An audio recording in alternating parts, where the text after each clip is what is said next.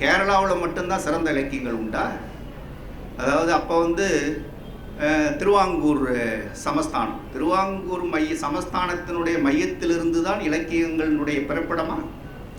இல்லையே, தமிழிலும் நல்ல இலக்கியங்கள் கிடைக்கும், எங்கள் பாரதியை படியுங்கள், அந்த மாதிரி நிறைய லிஸ்ட்டு கொடுக்குறார். ஆகவே இந்த மலையாளத்தில் கேரளாவில் இருக்கக்கூடிய ஒரு எழுத்தாளனை பற்றிய ஒரு கதையாகத்தான் இதை கொடுக்கிறார். ஸோ வேறு பிறமொழி எழுத்துக்களை நாம் வாசிக்க வேண்டும், பிறமொழி எழுத்தாளர்களை நாம் தெரிந்து கொள்ள வேண்டும். ஏன்னா வெளிநாட்டில் இருக்கக்கூடிய எழுத்தாளர்களை பற்றி சிந்திப்பவனுக்கு பிறமொழி எழுத்தாளர்களை பற்றி தெரிவதில்லை. அதிலே சொல்கிறாரு, அமெரிக்காவினுடைய லிட்ரேச்சரை பற்றி ஒரு பிஹெச்டி பண்ணின ஒருத்தவன் நம்மள்கிட்ட கேட்குறான், தமிழில் கவிதைகள்லாம் எழுதுவாங்களா அப்படின்னு கேட்பதாக இதெல்லாம் இப்படி சொல்கிறார். அதனால் அதை இன்னொன்று சொல்கிறார், மனிதர்களுக்கு இடையே சுவர்கள் மொழிகளாகும் அப்படின்னு. மொழிகள் தான் மனிதர்களை பிரிக்கக்கூடிய சுவர்கள். அந்த சுவர்களை உடைத்து எறிவதற்கான ஒரு சிறு உபாயத்தை நான் இந்த புக்கில் சொல்கிறேன் என்றார். இது இந்த நாவலை ஆரம்பிக்கிறப்பயே நீங்கள் அதை நான் ஏற்கனவே சொல்லியிருக்கேன், நாவலில் நிறைய நையாண்டி கிண்டல், அதை நீங்கள் படித்தீங்கன்னா ரொம்ப வாய் விட்டு சிரிக்கலாம், ரொம்ப சந்தோஷமாக இருக்கும். எல்லாம் யாரை திட்டுவார்? எல்லாம் எழுத்தாளர்களை தான் திட்டுவார். உங்களுக்கு தெரியும் அந்த எழுத்தாளர்லாம் யார் பேர் கூட நீங்கள் ஐடென்டிஃபை பண்ணிக்கலாம், அதை நீங்கள் படிச்சிங்கன்னாவே தெரியும். அது பொதுவெளியில் நம்ம சொல்ல வேண்டிய அவசியம் இல்லை, அதில் படிச்சிங்கன்னா தெரியும். ஒரு இடத்துல நான் ஒரு எழுத்தாளர் பற்றி சொல்கிறப்ப அவருக்கு புனைப்பெயர் சிங்கம், அவர் சிங்கம் மாதிரி கர்ஜிப்பார். இப்போ உங்களுக்கு தெரியும் அதை யாரை பற்றி சொல்லியிருப்பார்? சிங்கம்னு பட்டப்பெயர் கொடுத்த உடனே அவர் தலையெல்லாம் இப்படி ஆடாது, சிங்கம் மாதிரியே நடந்து போவார் அப்படின்னு ஒரு கிண்டல் அடிப்பார். பல எழுத்தாளர்களை பற்றி இவர் அதில் நிறைய கிரிட்டிசைஸ் பண்ணியிருப்பார். நமக்கு அதெல்லாம் தேவையில்லை. இப்போ எப்படி ஆரம்பிக்கிறாரு அப்படின்னு அந்த கதையை முதல் வரி எப்படி ஆரம்பிக்கிறப்பயே நமக்கு ஒரு பெரிய பயங்கரமான ஒரு ஷாக்கில் தான் ஆரம்பிப்பார், ஒரு டெத்தில் ஆரம்பிப்பார். 1960 ஜனவரி 5ஆம் நாள் ஜோசப் ஜேம்ஸ், இந்த ஜோசப் ஜேம்ஸுங்கிறவங்க ஜேஜே, அதனுடைய சுருக்கம் தான் ஜேஜே, தன்னுடைய 39வது வயதில் ஆல்பர்ட் காமியூ இறந்த மறுநாள் இறந்தான். அப்படிதான் முதல் வரி அதுதான். ஸோ 1960 ஜனவரி 5ஆம் தேதி தன்னுடைய 39வது வயதில் ஆல்பர்ட் காமியூ இறந்த மறாவது நாள் ஜோசப் ஜேம்ஸ் ஜேஜே இறந்தான் அப்படின்னு ஆரம்பிக்கும். இப்போ நமக்கு இதுவே நிறைய பேர் யாடா போடான்ட்டு இந்த புக்கை தூக்கி போட்டு போயிடுவாங்க. இதில் இந்த ஆல்பர்ட் காமியூங்கிறவன் யார், இந்த ஜோசப் ஜேம்ஸுங்கிறவன் யார், இந்த ரெண்டுத்துக்கும் விடை கிடைக்காம அவன் இறந்த ஆல்பர்ட் காமியூ இறந்ததற்கு மறாவது நாள் இறந்தாண்டு, இது ரெண்டுத்துக்கும் விடை கிடைக்காமல் நாம் அடுத்த வரி போக முடியாது. அப்படி போகக்கூடிய நபர்கள் ஒரு சிறந்த வாசிப்பாளனாக இருக்க முடியாது. சும்மா அப்படியே ஒரு ரஷ்துரு பண்ணிட்டு இதை போனோம்னா எந்த பிரயோஜனமும் இருக்காது. ஸோ இதை நம்ம யார் எவருன்னு இதெல்லாம் நம்ம விசாரித்தாதான் நமக்கு ஒரு ஆத்ம திருப்தி ஏற்படும். அப்போ தான் இந்த புத்தகத்தினுடைய ஆன்மாவோடு நாம் பேசக்கூடிய ஒரு மகிழ்வை நம்மால் ஏற்றுக்கொள்ள முடியும். அப்போ நம்ம பார்த்தோம்னா ஆல்பர்ட் காமியூங்கிறவன் யார் அப்படின்னா ஒரு பெரிய பிரெஞ்சு ஃபிலாசபர். இதில் ஜோசப் ஜேம்ஸுங்கிறவர் தான் இந்த கதையினுடைய நாயகன் ஜேஜே.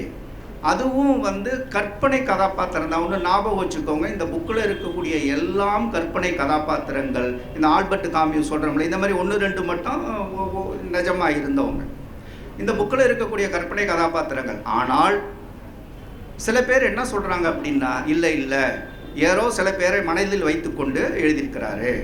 யாரை மனதில் வைத்துக்கொண்டு எழுதியிருப்பாருங்கிறதையும் ஜெயமோகனும் சொல்லியிருக்கிறாரு. இந்த புத்தகத்தினுடைய பின்பக்கம் எழுதிய இந்த பின்னூட்டத்தில் எழுதிய சுகுமாரனும் சொல்லியிருக்கிறார். யாரை மனசில் நீங்கள் படிங்க, அதெல்லாம் சொல்லிட்டோம்னா அப்புறம் நீங்கள் படிக்காமலே போயிடுவீங்க. படித்து அது ஒரு இன்ட்ரெஸ்ட் எடுத்துப்போம். இந்த ஆல்பர்ட் காமியூ அவன் யார் அப்படின்னா ஒரு பெரிய பிரெஞ்சு ஃபிலாசபர். அவன் அவன் ஒரு நாடகாசிரியர், ஒரு எழுத்தாளன், ஒரு நாடகத்தில் நடிக்கிறவன், அவன் ஒரு இராணுவ வீரன், ஒரு புரட்சியாளன், ஒரு பிரெஞ்சு புரட்சியில் தன்னை ஈடுபடுத்தி கொண்டவன். இன்னும் நிறைய அவனை பற்றி நிறைய சொல்லிகிட்டு இருக்கலாம். ஒரு மல்டிஃபேசட்டட் பர்சனாலிட்டி, ஒரு ஃபிலாசபர் அவன்.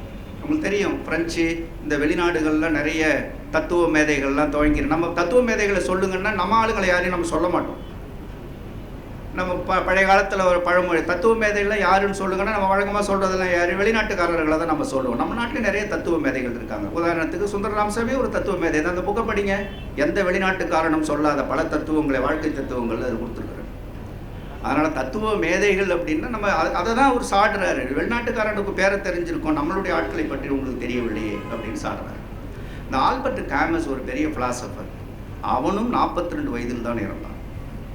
இந்த சிறிய வயதில் டிபி வந்து, அப்போல்லாம் டிபிக்கு மருந்தே கிடையாது, டிபி வந்து இறந்தான். நம்ம இப்போ புதுமை பித்தனும் டிபி வந்து தான் இறந்தார்.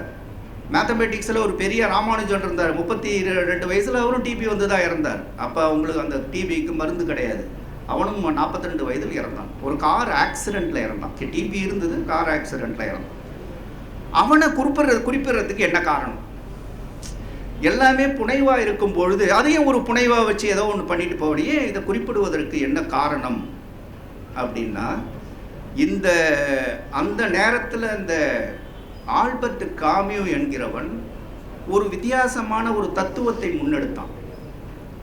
அந்த நேரத்தில் வந்து நிறைய தத்துவங்கள் அந்த நேரத்தில் இருந்தது. ஒரு நிஹிலிசம் அப்படிங்கிற ஒரு தத்துவம் ஒன்று, இன்னொன்று வந்து இருத்தியல்னு சொல்கிறோம்ல, இருத்தியல்வாதின்னு சொல்கிறோம். இப்போ அது ஒரு பெரிய தத்துவம். நிஹிலிசம்னு ஒன்று சொல்கிறோம், எக்ஸிஸ்டன்ஷியலிசம். இருத்தியல் வந்து எக்ஸிஸ்டன்ஷியலிசம், அது ஒரு தத்துவம். நிஹிலிசம்னு ஒரு தத்துவம். இந்த ரெண்டு தத்துவங்களிலிருந்து வேறுபட்டு இவன் ஒரு தத்துவம் சொன்னான், அப்சர்டிசம்ங்கிற ஒரு தத்துவத்தை இவன் முன்னெடுத்தான். அந்த அப்சர்டிசம்ங்கிற தத்துவம் ஐரோப்பாவையே புரட்டி போட்டது. அது மனித குலத்திற்கு கொடுக்கப்பட்ட மிகப்பெரிய தத்துவமாக இருந்தது. வாழ்க்கை எந்த அர்த்தமும் அற்றது, அதுதான் தத்துவம். நீ அதுக்காக போய் மண்டையை உடைச்சிக்காத. இந்த உன்னுடைய வாழ்க்கை என்னால் இப்படி ஆயிடுச்சே அப்படின்ட்டு சில பேர் நிறைய சூசைட் பண்ணிக்கிறாங்கல்ல, அது பண்ணிக்காத. வாழ்க்கையை ஒரு பெருசாக எடுத்துக்காத. அதாவது அவன் நெகட்டிவாக எடுத்துக்க சொல்லலை, வாழ்க்கை எதுவுமே கிடையாது அப்படின்னு எடுத்துக்காத.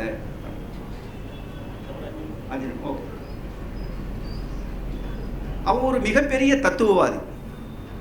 அதனால் அந்த முதல் வரியிலேயே அவர் என்ன சொல்கிறாரு, இந்த ஜேஜேவையும் யாரோட லிங்க் பண்ணுறாரு, இந்த ஆல்பர்ட் காமஸோட லிங்க் பண்ணுறாரு. ஆனால் என்னுடைய மனதில் என்ன எழுந்ததுன்னா, இந்த புத்தகம் முழுவதுமாக ஜேஜேவை பற்றி குறிப்பிடுகிறார். அந்த ஜேஜேவினுடைய குணநலன்கள் ஆல்மோஸ்ட் அந்த ஆல்பர்ட் காமியூவை ஒத்திருக்கின்றன என்று நான் நினைத்துக் கொள்கிறேன். ஆனால் வேறு ஆட்கள் எல்லாம் வேறு மலையாளத்தில் இருக்கக்கூடிய சிஜே தாமஸ் என்ற ஒரு மிகப்பெரிய தொழிற்சங்கவாதியை வைத்து தான் இவர் எழுதியிருப்பார் என்று சொல்கிறார்கள். எனக்கு என்னமோ ஒரு நெருடல் இருந்தது. ஏன்னா ஆல்பர்ட் அவரையும் இதில் அவர் சிஜே தாமஸ் இதில் குறிப்பிடல, ஆல்பர்ட் காமியை குறிப்பிட்டதால் நான் அது போன்ற ஒரு மனநிலைக்கு வந்தேன். இந்த ஜோசப் ஜேம்ஸ் இந்த 1960 பிறந்தவன் இருக்கிறான்ல, இவன் தான் இந்த கதையினுடைய நாயகன். அவன் ஒரு பெரிய ஓவியன், ஒரு பெரிய தச்சன். இதெல்லாம் புனைவு தான். பெரிய தச்சன். அடுத்து வந்து அவர் ஒரு எம்ஏ எக்கனாமிக்ஸ் படித்தவர் அவர். அப்புறம் ஒரு பெரிய எழுத்தாளன், ஒரு மிகப்பெரிய பத்திரிகையாளன், மிகப்பெரிய தொழிற்சங்கவாதி, ஒரு பெரிய கால்பந்தாட்ட வீரன் என்று மல்டிஃபேசட்டட் பர்சனாலிட்டியாக இதில் காமிக்கிறார். ஒரு தத்துவவாதி. அந்த தத்துவவாதின்னு சொல்லும்பொழுது தான் எனக்கு அந்த ஆல்பர்ட் காமியூ ஞாபகம் வந்தது. இவரோடு ஒத்திருக்கக்கூடிய அவரை அந்த மாதிரி சொல்கிறாங்க. அதில் எனக்கு இன்னொரு பிடித்த அடுத்த வரி, இது முதல் வரி, அடுத்த வரி, இந்த ஒரு வரியும் படிப்பதற்கு எனக்கு நாள் கணக்காகியது. ஏன்னா அந்த விஷயத்தை தெரிந்து கொள்ளாமல் உள்வாங்கி கொண்டு இந்த சுந்தர ராமசாமியோடு அந்த பயணிப்பதற்கு இவைகளெல்லாம் தெரியாமல் உள்ளே நாம் நுழைய முடியாது. அடுத்தது, இந்த 39 வயதில் இவன் இறக்குறான். அதுக்கு அடுத்த வரி அவர் எழுதுறாரு, மேதா விலாசத்திற்கும் அற்ப ஆயுளுக்கும் அப்படி என்னதான் சம்பந்தமோ, அதிமேதா விலாசத்திற்கும் அற்ப ஆயுளுக்கும் அப்படி என்னதான் சம்பந்தமோ, ஏன்னா உங்களுக்கு தெரியும், இந்த தமிழ்நாட்டில் இருக்கக்கூடிய நிறைய எழுத்தாளர்கள் தடம் பதித்த எழுத்தாளர்கள் அனைவரும் சிறிய வயதிலேயே இறந்தார்கள் என்பதை மனதில் வைத்து கொண்டு எழுதுகிறான். அது மாதிரி யாராருன்னா பாரதி, மு. தளையசிங்கம், உப்ப அழகிரிசாமி போன்ற எல்லாரும் இந்த சிறிய வயதிலேயே இறந்து போகிறார்கள், அதுவும் வறுமையோடு இறந்து போகிறார்கள் என்று ஆரம்பமே இது மாதிரி ஆரம்பிக்கிறார்.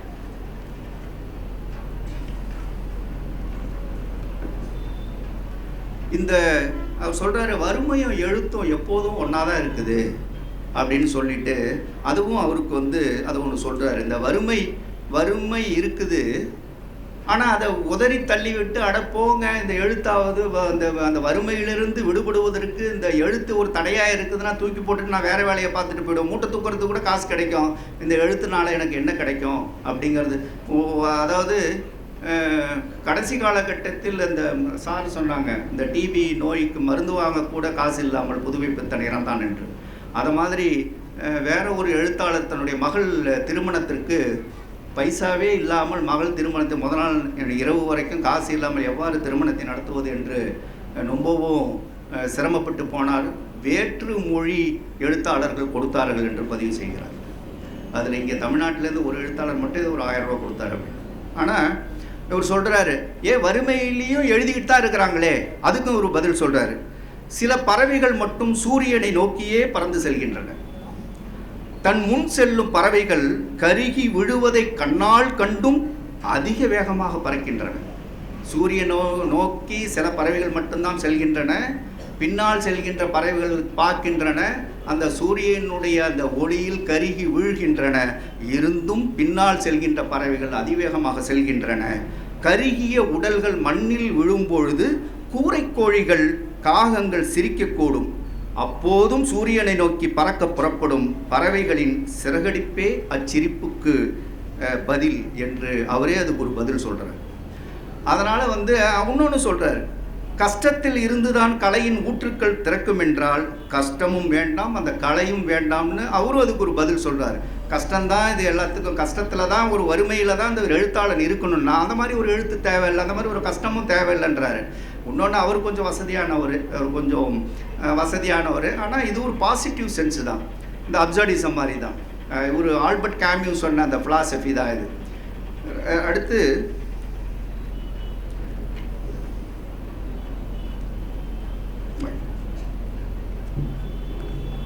ஒரு எழுத்தாளன் எவ்வாறு இருக்க வேண்டும் அதுக்கும் அதில் பதில் சொல்கிறாரு.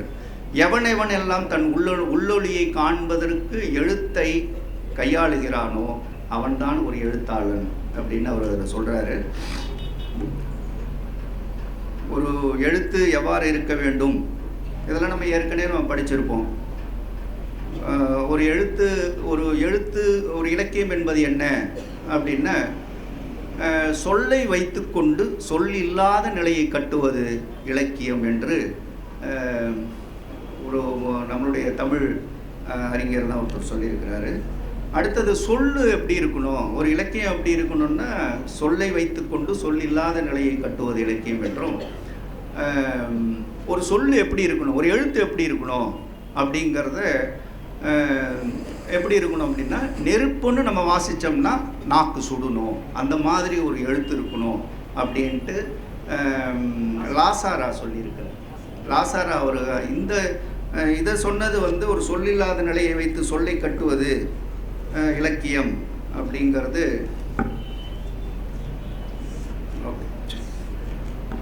ஸோ இது நேரத்தினுடைய அருமையை கருதி என்னுடைய உரையை நான் நிறைவு செய்கிறேன். ஒன்றே ஒன்று மட்டும் சொல்லிட்டு நிறைவு செஞ்சிடறேன். ஏன்னா பின்னால் உங்களுக்கு மிக சிறப்பான பேச்சை வழங்குவதற்காக எழுத்தாளரும் நம்மளுடைய இந்த மண்ணின் மைந்தரும் நமக்கெல்லாம் மிகவும் பரிச்சயமாகி இந்த திருவண்ணாமலைக்கு ஒரு நல்லதொரு எதிர்காலத்தை தேடி கொடுக்க வேண்டும் என்று சதா அந்த முயற்சியில் ஈடுபட்டு கொண்டிருக்கின்ற கருணா அவர்களுடைய பேச்சை நானும் ரசித்து கேட்பதற்காக இருக்கிறேன். அதில் ஒன்று இந்த புக்கை படித்ததுனால எனக்கு என்ன கிடைச்சிது அப்படின்னா, எனக்குள்ளார ஒரு ஆன்மா இருந்ததை உணர்ந்து கொண்டேன். அப்போ தான் எனக்கு நினச்சேன், என்னடா அடைச்ச 40 வருஷமாக இந்த ஆன்மா இல்லாமலாம் வாழ்ந்திருக்கிறோம் அப்படி. ஸோ அதற்கு பிறகுதான், இந்த புத்தகத்தை வாசித்த பிறகுதான் தீவிர இலக்கிய வாசிப்பாளனாக மாறினேன். எல்லா புத்தகங்களையும் கிட்டத்தட்ட அந்த நவீனத்தில், அந்த பின் நவீனத்துவத்தில் எழுதியிருக்கின்ற மிகச்சிறந்த புத்தகங்களை எல்லாம் வாசிக்கக்கூடிய அந்த அனுபவம் கிடைத்தது.